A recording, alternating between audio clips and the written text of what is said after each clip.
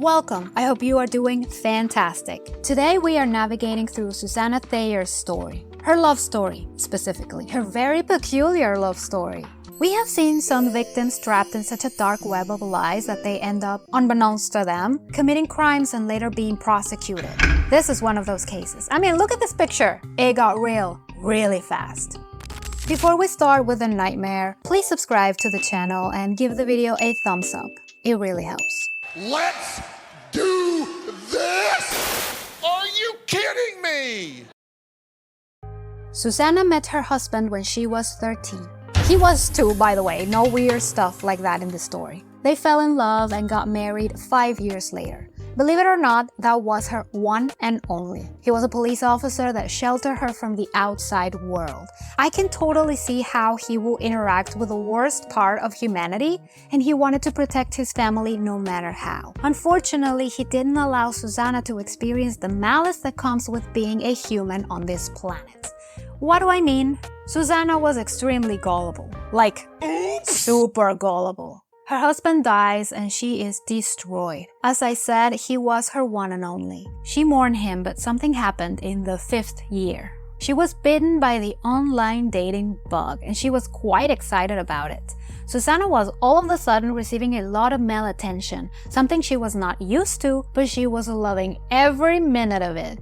One of the bachelors stood out to her, a neurosurgeon military doctor, 63 years old, like Suzanna back then, and from Texas. She was like saying maybe he'll become your daddy, your new daddy, and it did make me feel uncomfortable. Weird behavior from her kind of makes me think she was experiencing her teenage years all over again. Maybe because she got married as a teen, she never got to enjoy her youth. It took the doctor a month to drop the dreaded "I love you." Suzanna's friend, Sue, was not happy about it. Not because she was envious, but because she smelled a rat. I told her to be very careful because you can be anybody online. What doctor or neurosurgeon, I would tell her, has time to be on Facebook all day if he's working? Consider her the Jiminy Cricket of this story. She's the one dropping reality and common sense. They went on a vacation and instead of enjoying themselves, Sue was recording Suzanna being glued to the phone talking to her man, the neurosurgeon. She's right.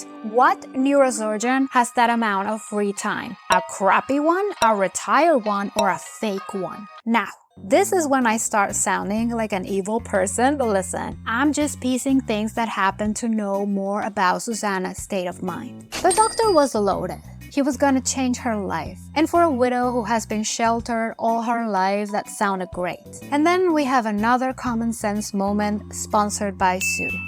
I told her, whatever you do, do not send him any money. You want to talk to him, you want to do this sexting, I guess it's called, with him. You have your fun, but do not send him any money. Guess what Suzanna did? The family realized she was in financial danger when she asked her kids for a $1,500 loan. They checked her finances and found she had lost more than $200,000.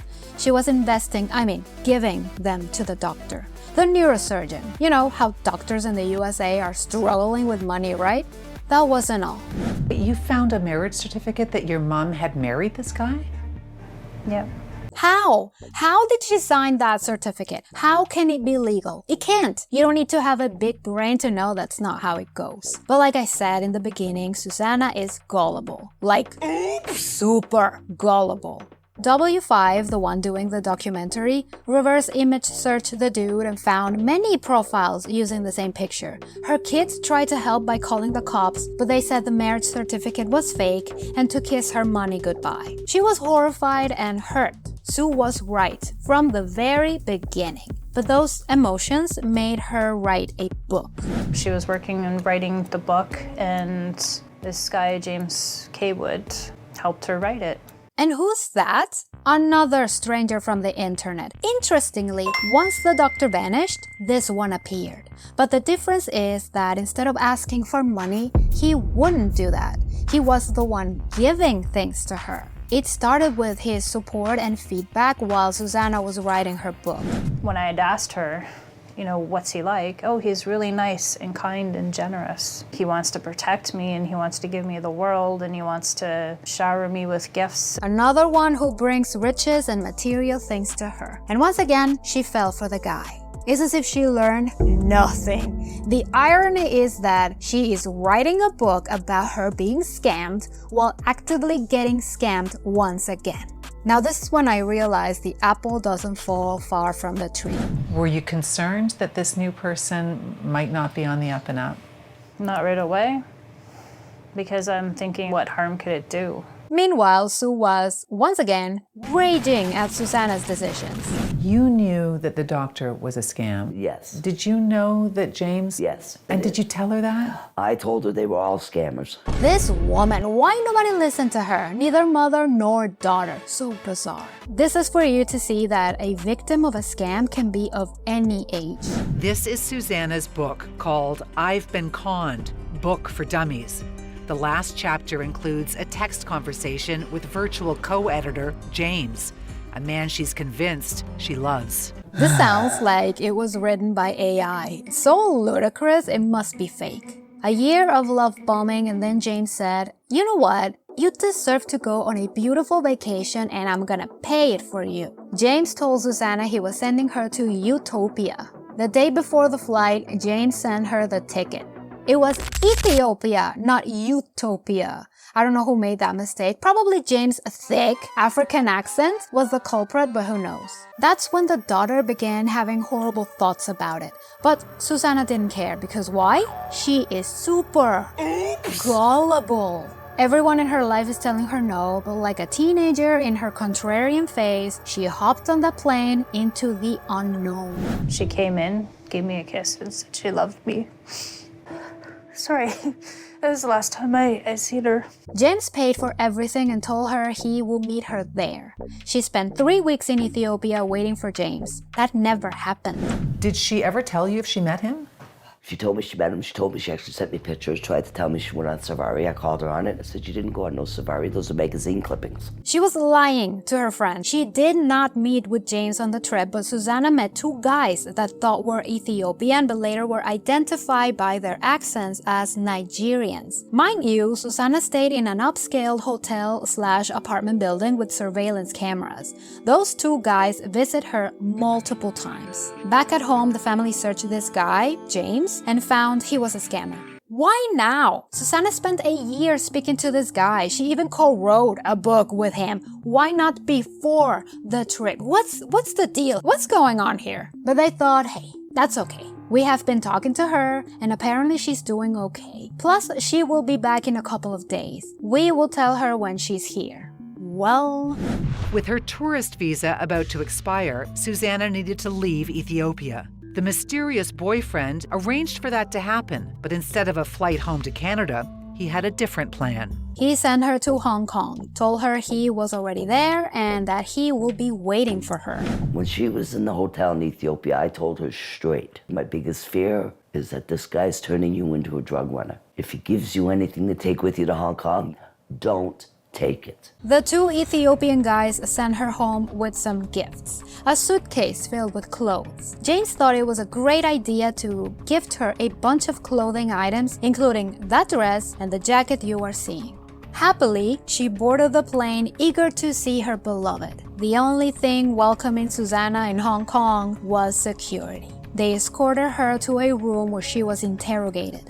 The suitcase James gifted was filled with drugs. The substances were hidden in the clothes. She became a mule and was sent to jail. Now, the interrogation videos were recorded and I'm going to link them in the description. Suzanna was treated incredibly poorly. She asked for an attorney but was denied the request. Before the interrogation, the airport police had her in handcuffs for 3 days. She asked to speak to a Canadian consulate but was denied once again. She was sent to prison where she spent 9 months suffering. The medical doctor working there didn't believe she needed medication and all her problems were in her head. She ended up spending a week in the hospital because her body began to shut down. She was in hell. Not only that, but she also was puzzled. In the picture I showed you at the very beginning while Suzanna is wearing this black hood over her head, well, the people escorting her said, "Don't worry, this is for your protection.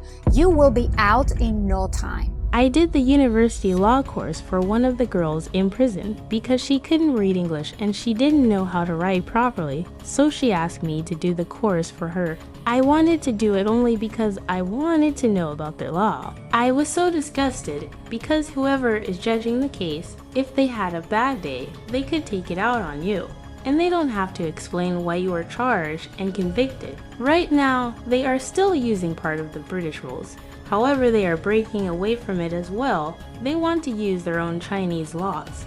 Meanwhile, in Ethiopia, W5, alongside a priest notorious for helping unwilling mules, went to the hotel and spoke to the manager. They politely asked her to see the security cameras to check those two men and clear Suzanna from the crime. By law, they needed sufficient evidence to prove Suzanna was not involved in the scam and that she was another victim. The manager refused, but after months of push and pull, they finally got an order to see the security footage. But they were too late.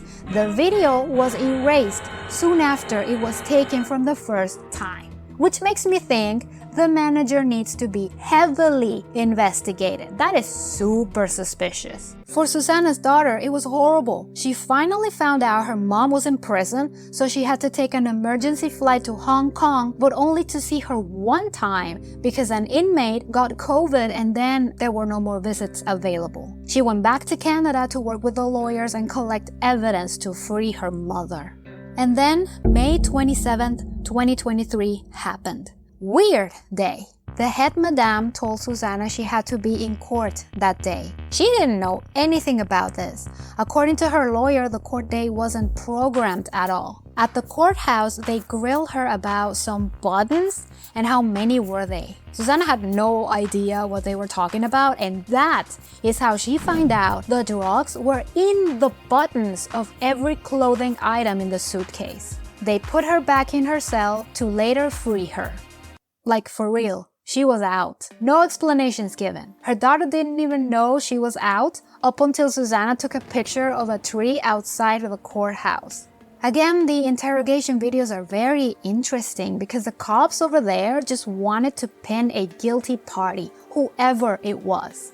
And Suzanna is not the only one. She mentions there are a lot of Western women in prison that don't even know why they were arrested and imprisoned in the first place. Listen, we can clown them for their immature decisions, but this was a harsh slap in the face nobody should experience. Trust your friends, trust your family. They love you and want the best for you, and this story is a clear example of that. What do you think about this? An interesting story where we could see how mother and daughter are kind of in the same weird boat, right? According to Suzanna, she's done dating online, but she has shown how susceptible she is.